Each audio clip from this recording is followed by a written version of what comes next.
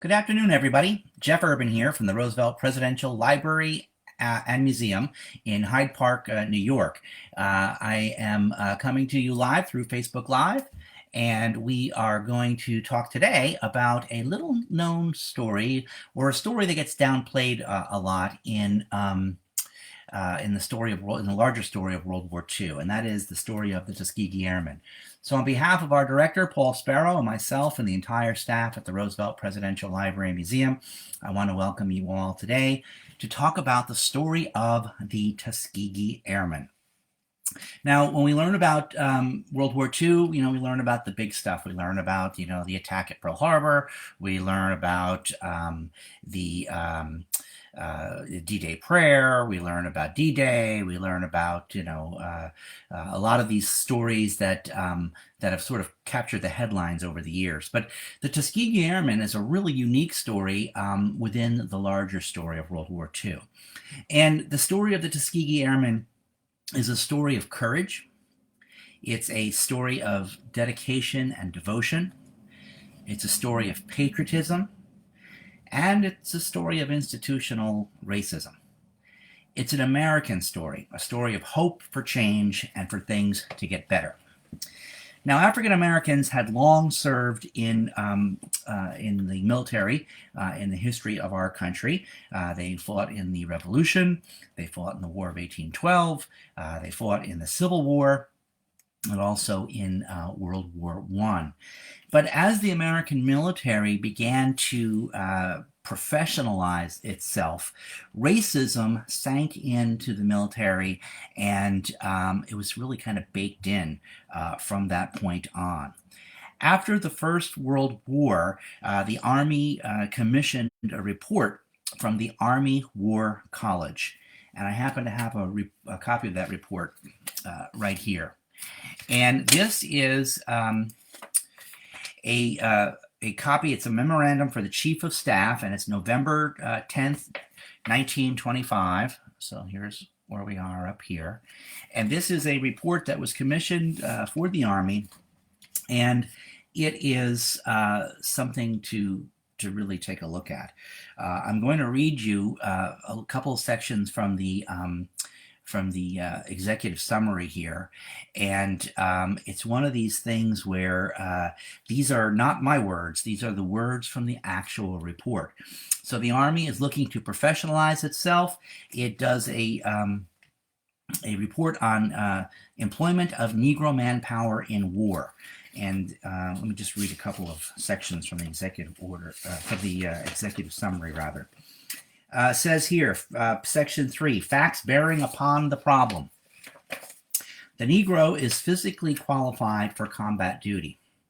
He is by nature subservient and believes himself to be inferior to the white man. He is most susceptible to the influence of crowd psychology.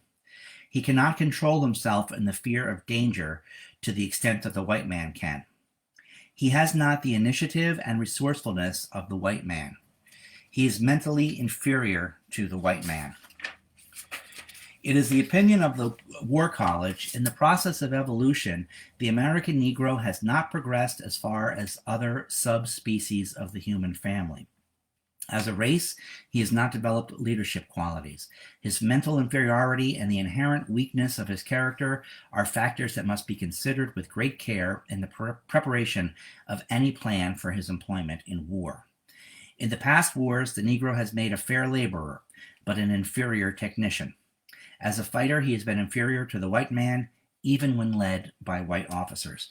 Now, I'm not going to go on because this is some heavy-duty stuff here, but the report goes on for about another 40 pages or so, and basically what it is a summary of African American use in a war, where what they're basically saying is that African Americans are of no use other than potentially KP and carpool.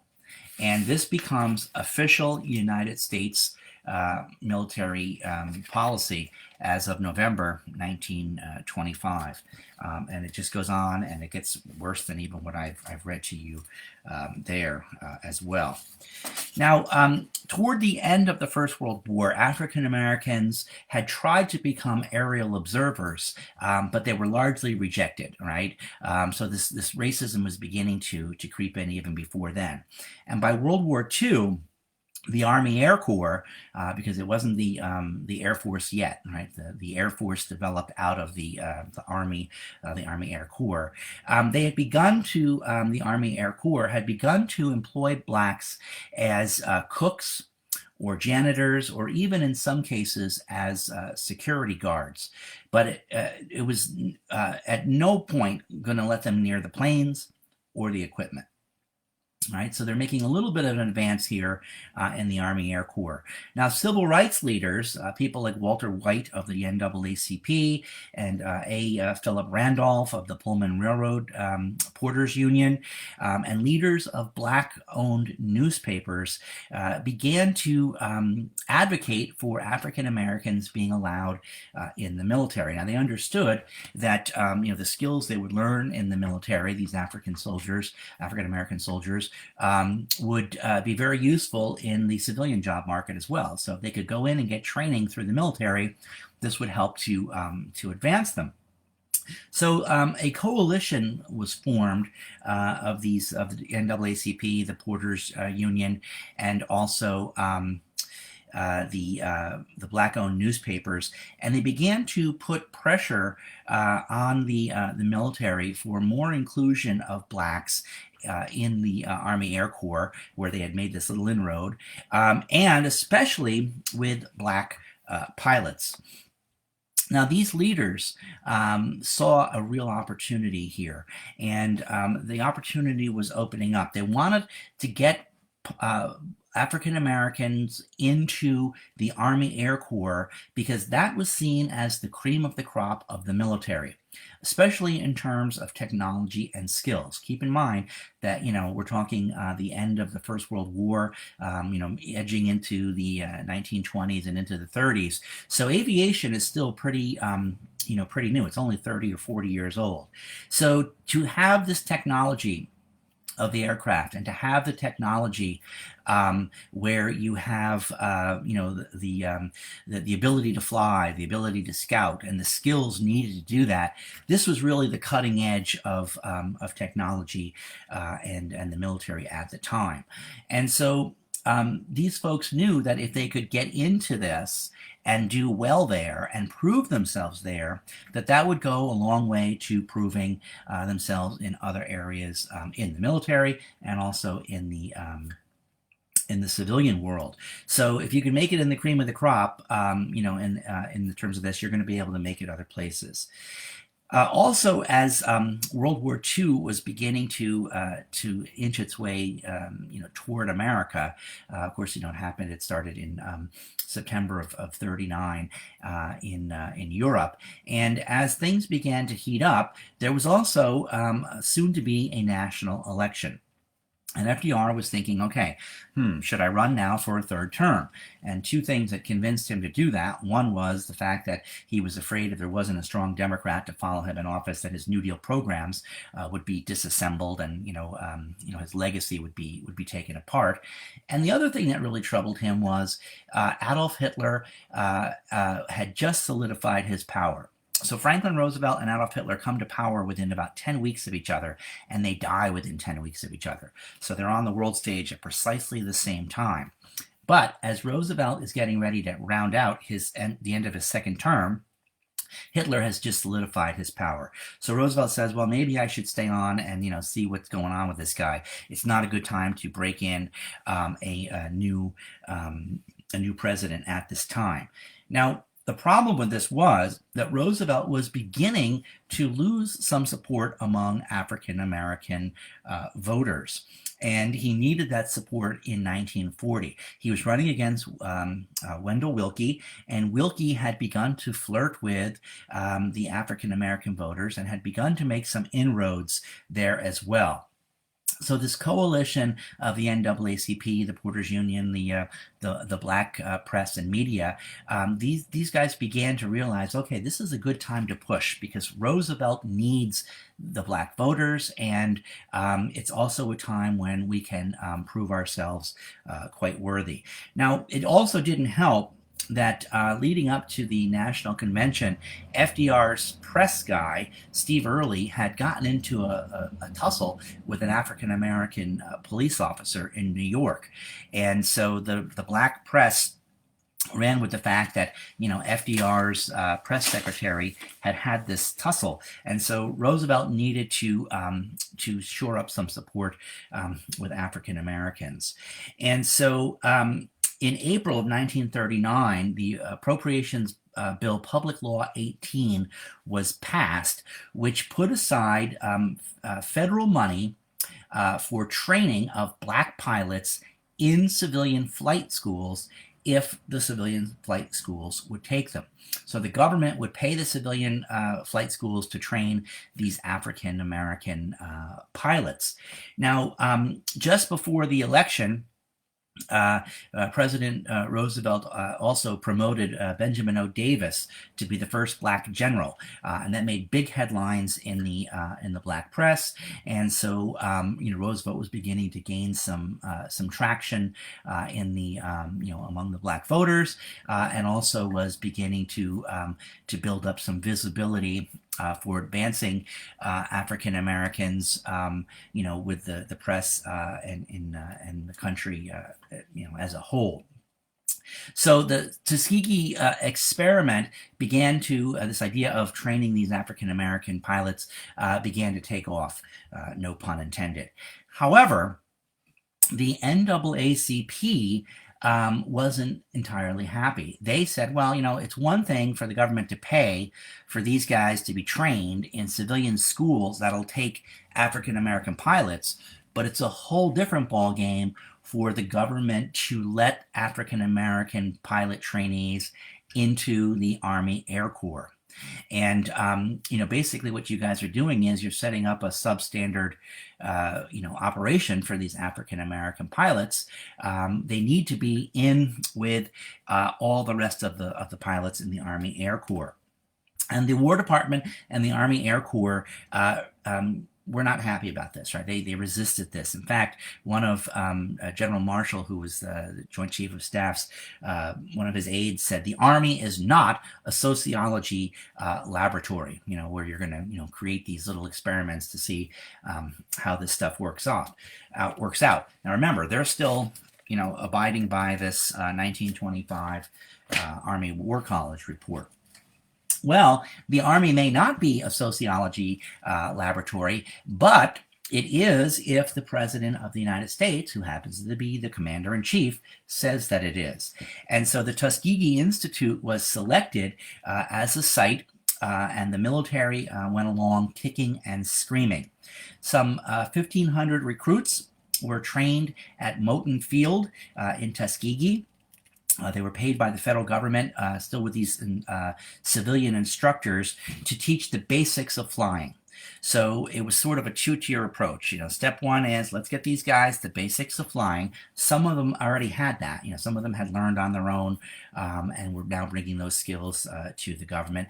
Others wanted to fly, and so said, okay, well, I don't know much about flying, but I want to do it, so I'll go into these schools.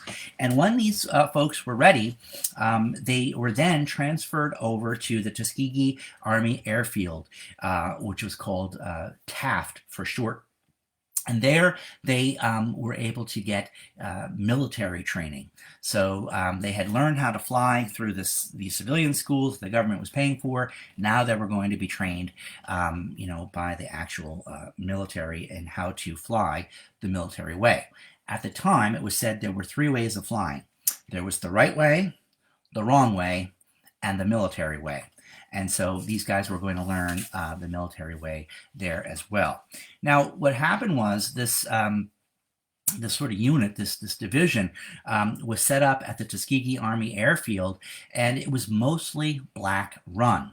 And this was for two reasons. One was that many of the white officers didn't want anything to do with this, right? They were sort of, dyed in the wool, anti-allowing African Americans in, based upon either their own prejudice or the prejudice that were held through the Army report. And so they didn't really want much to do with it. So it was hard to get white officers to volunteer or to go in and go ahead and do this. And the other reason was a bit of a setup. The brass said, well, we'll have it be mostly black run. And that way, everybody will be happy. You guys can, get the experience of doing that. But they didn't think that they were going to be able to do it, the brass. So in a way, it was a setup to say, okay, well, you guys want to run this? Go ahead and run it. But they didn't think it was going to work. This would have given them the perfect out to end the program, right? Well, hey, we tried to give these guys the opportunity to do this, but they weren't able to do it. But in fact, they were, and it worked incredibly well. In fact, the unit had an incredible discipline record in terms of getting things done. They were punctual, they were on budget, they were on time, and they worked very, very well. And they were able to graduate 996 pilots, out of which 500 actually served overseas. So they were formed into the 99th Fighter Squadron, and they were divided into two sections, the 332nd, which was the fighter group, and the 477th, which was a bombardment group. So they were trained to be fighter pilots to protect bombers, and then some of them were actually trained to be bombers as well. The motto of the Red-Tailed Angels was Spitfire, and that's what these guys did. Basically they were ferocious when they were protecting their bombers. Their job was to protect the bombers on missions flown over north of Africa, Italy, and the Mediterranean area. Now, keep in mind, they're being trained at this base in Alabama. When they are on the base, they are disciplined soldiers of the United States Army, and they know that they have this incredible task before them, which is to prove that they are worthy to be pilots. The minute they step off the base, they are stepping into Jim Crow South. So this is what they were up against, when they went into town. Right? They were just black soldiers at that point in the South. And one of the things that's very interesting is about 10 or 12 years ago, the Père Lorenz Center, which we have at the Roosevelt Library, sent a filmmaker to a reunion of Tuskegee Airmen and interviewed about 5 or 6 of them. And we have their stories in a documentary called The Story of the Tuskegee Airmen. And if you'd like, when we're done here, you can hop over to our YouTube channel and you can see this. It's a 28-minute video, and it includes many of the stories of these guys that we have here on the back. So these were the folks that we interviewed for this documentary. Sadly, they've all passed since that time, but we did have them here in Hyde Park for a screening of this, and they were just incredible guys. It was shown here on site at the Roosevelt Presidential Library, and then re-shown at the Upstate Cinemas in Rhinebeck. This guy on the front is a particularly interesting story. I mean, this guy is a good-looking guy, right? I mean, this guy is what a fighter pilot looks like. And the story with this guy was that he met his wife one day in Manhattan. He was getting into a taxi, and he got into the taxi, and then all of a sudden this young woman jumped into the taxi with him. And he said, well, did you hear where I told the driver we're going? You want to split the fare? And she said, no, I'm not going anywhere. I just wanted to meet you. And so they got to talking. They ended up going for lunch, and they ended up married for over 50 years after that. So that was a cute story with this guy on the front. But what you can do is, like I said, when we're done here, go over, you can take a look there, and you'll hear in their own words some of the things they were up against. in this Jim Crow South, things where they weren't allowed to shop at stores. They had to go into, in through the Negro entrance. And these guys were carrying a tremendous burden of trying to prove themselves as pilots while they were up against these conditions of prejudice here at home.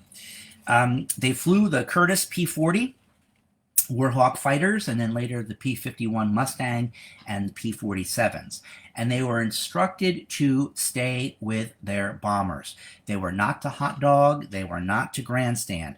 The job was to stay with the bombers. Now, at the end of the war, in sort of celebration of the success of the Tuskegee Airmen, there was a report that went out that they had never lost a bomber.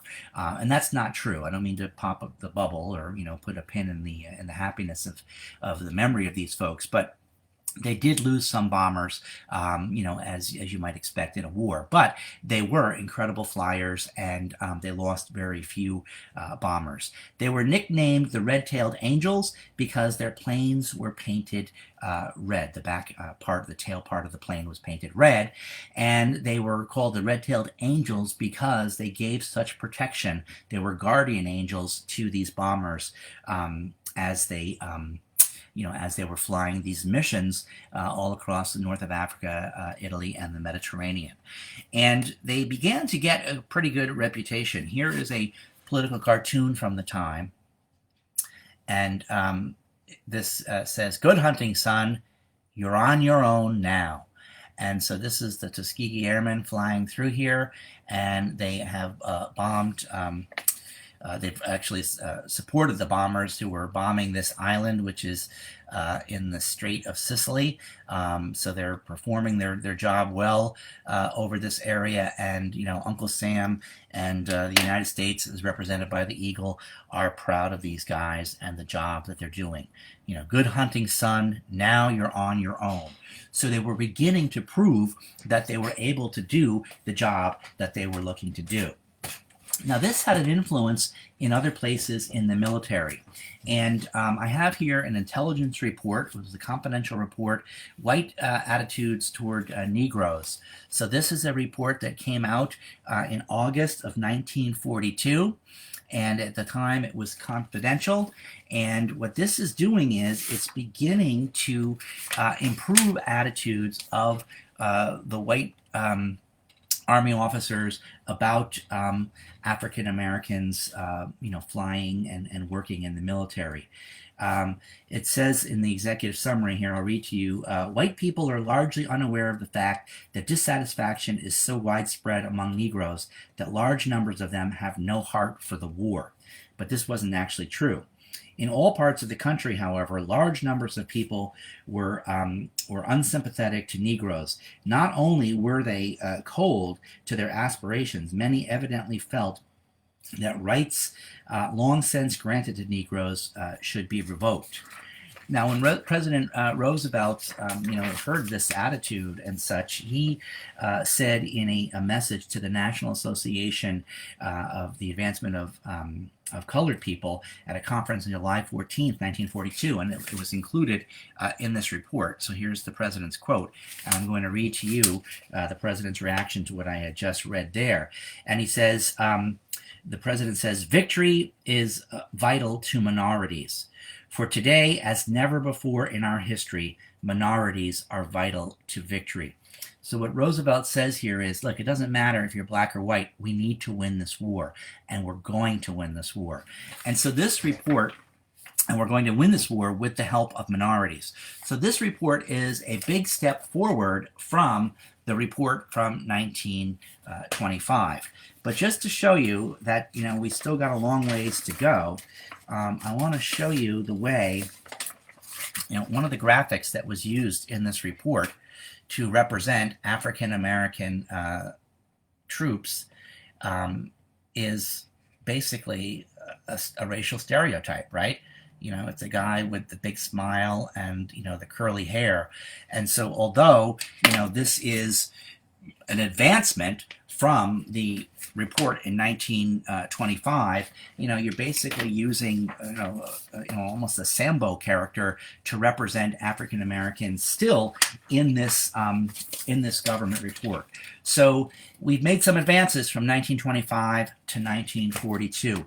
These guys do so well with their record, these red-tailed angels, that just 2 years later, in February of 1944, this report comes out, the command of Negro troops from the War Department, and again, it was classified at one point, it's now declassified, and this is a huge step forward from the 1942 report.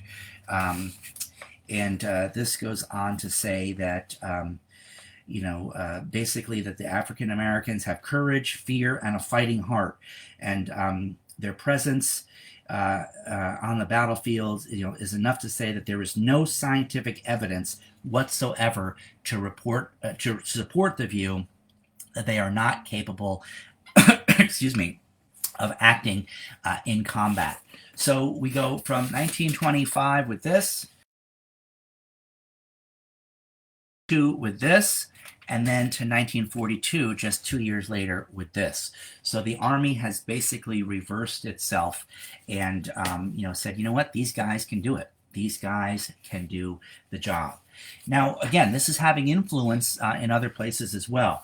President Roosevelt issues the Executive Order 8802, which desegregates the defense industries and allows African Americans and white Americans to work side by side in the defense industries.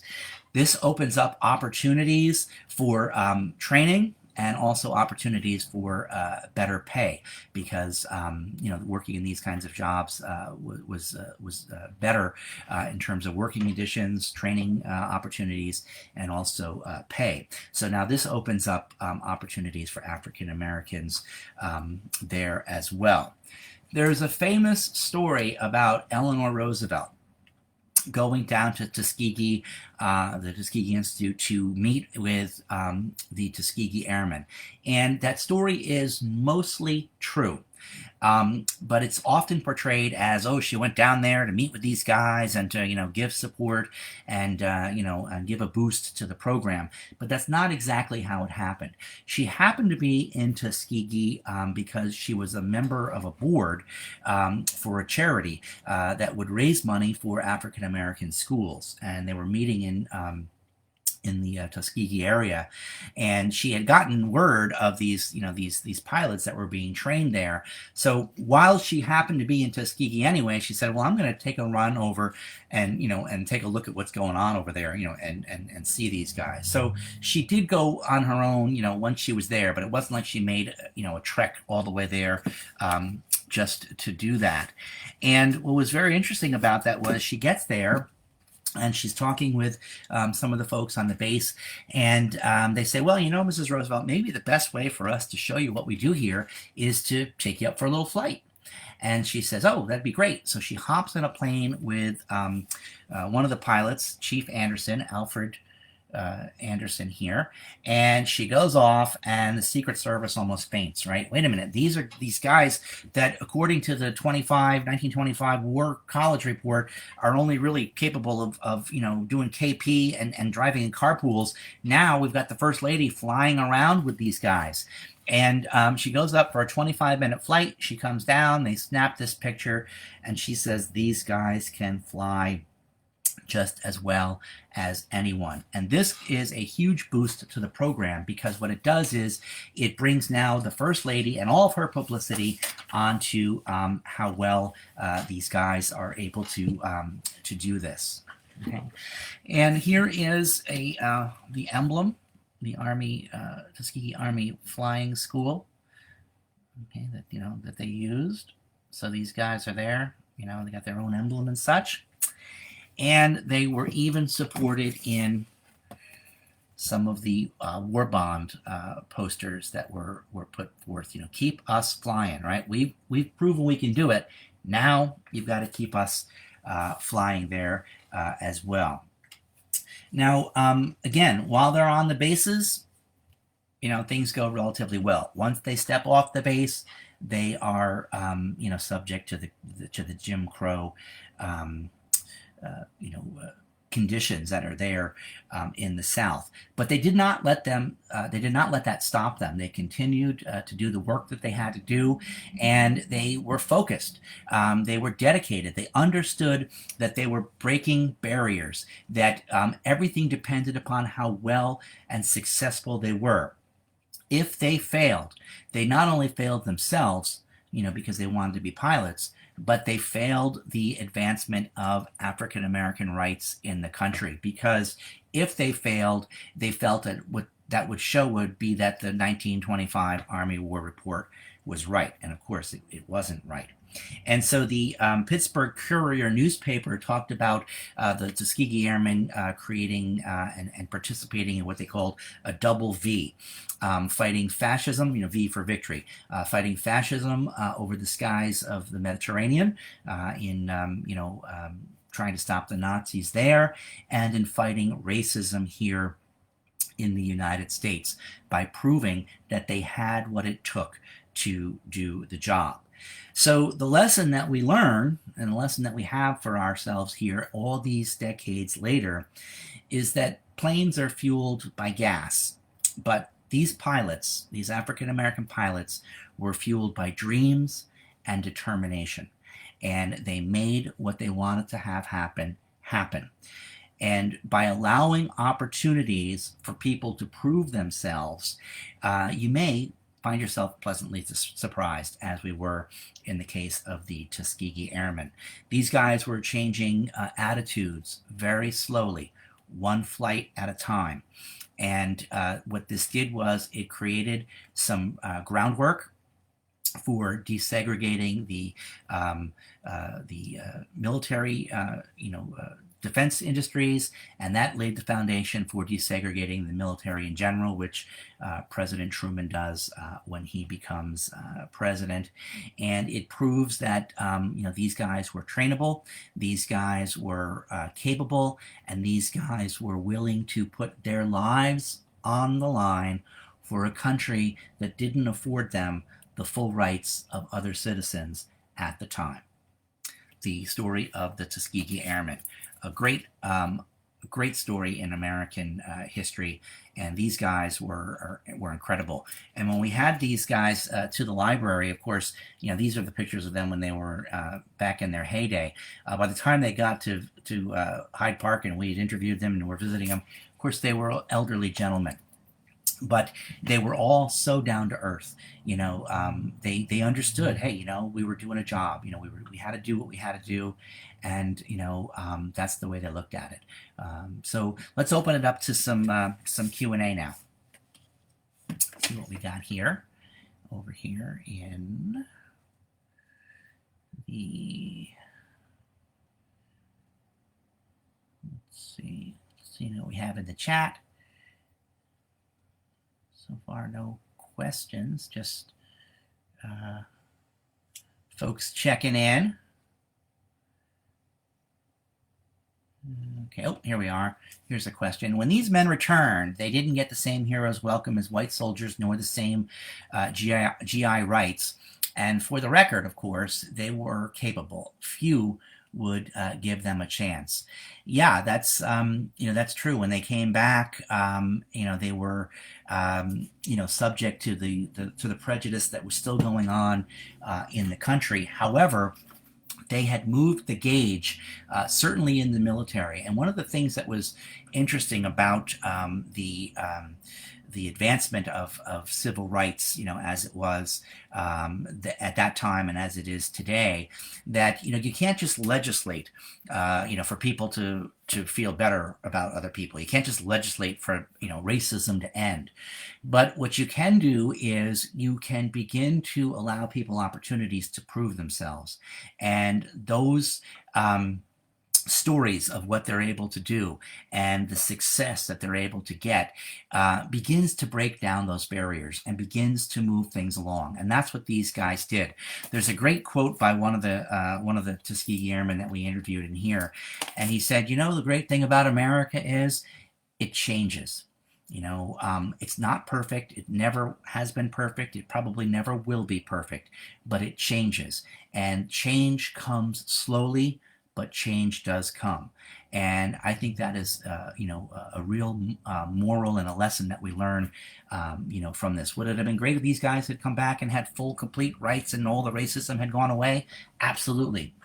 Didn't happen, but they did move the needle. Has the military ever officially retracted the 1925 report? Not that I am aware of. However, these two reports did, of course, become, the new policy that was moving forth.